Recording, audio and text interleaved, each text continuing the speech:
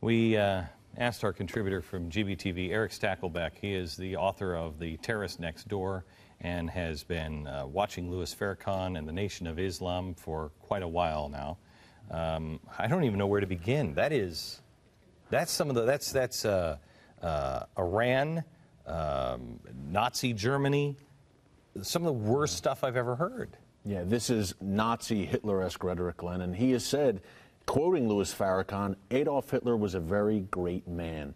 This is a man, Louis Farrakhan, who on Iranian soil in Tehran, in meetings with the Iranian regime, called for the destruction of America, said America would be destroyed at the hands of the Muslims. Okay, so tell me where because the Nation of Islam, a lot of Islam does not like Louis Farrakhan. Right. He is, he's a pariah even in Islam, right? He is. They will work with him, as you know, Glenn, the enemy of my enemy is my friend. They will work with him against the Jews, against the capitalists. But the Nation of Islam and the whole black Islamic movement is looked at by Orthodox, Sunni, and Shia Muslims. They're looked at as infidels, apostates.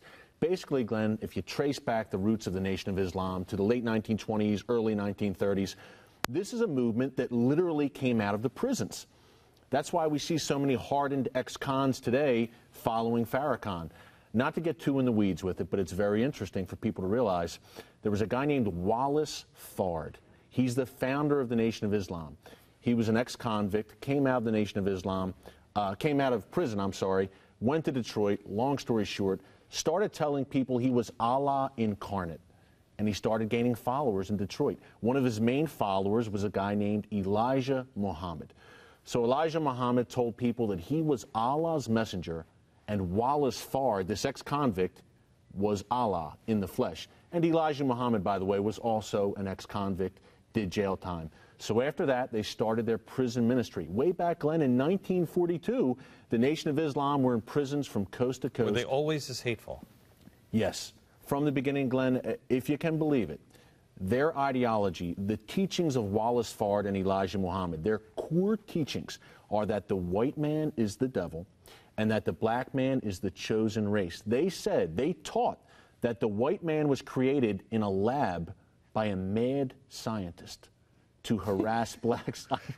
But Glenn, this is truly what they believe. Whites were devils created in a lab by a mad scientist named Yaqub.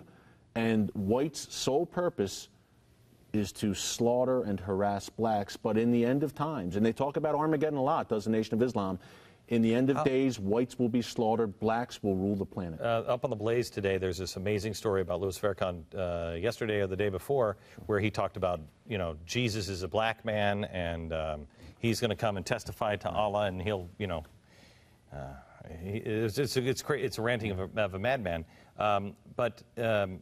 When I'm listening to him, he sounds a lot like Ahmadinejad. Yeah. Do they have the same end times theology as like the 12th Imam?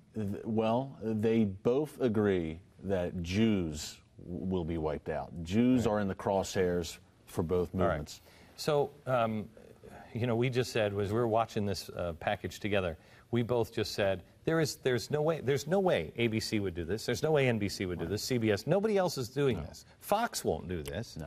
No. Why? I think it is too hot to touch for not just the mainstream liberal press, but for some establishment inside the Beltway conservatives. And I think a major factor here, Glenn, is the racial aspect of it. Race in this country, obviously, is a very volatile issue, becoming more and more volatile in recent weeks. I don't think they want to touch that, open up that can of worms. Also, I think there's fear because these guys are violent and they will crack skulls and kill people. Explain the violence. Show me a pattern of violence. The violence goes back to their very founding in the prison system. These guys are hardened ex-cons. Here's a great example for you of their violence. Malcolm X, who was one of the Nation of Islam's leading lights shortly after its founding, Malcolm X eventually broke from the Nation of Islam, disavowed the teachings of Elijah Muhammad. Because he went over to Saudi Arabia. He went to Mecca. He went to the Hajj, and he said, hey, wait a minute, this does not line up, do the teachings of Elijah Muhammad with traditional Islam. So he came back, he broke from the Nation of Islam.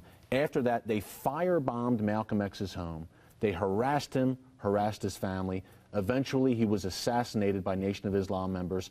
And there's always been some chatter, Glenn, and some kind of rumors that Farrakhan was involved. Who called Malcolm X a traitor.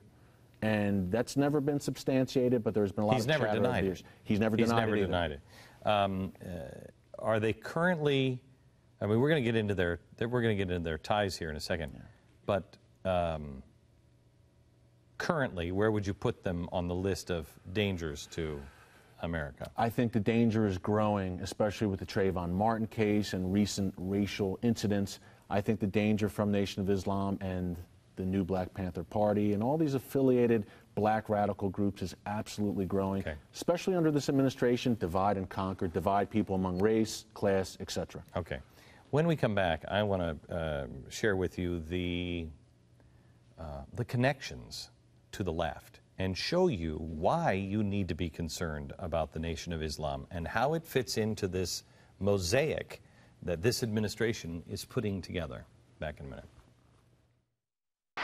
And frankly, it ain't none of your business.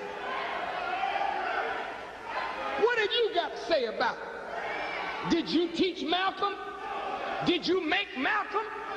Did you clean up Malcolm?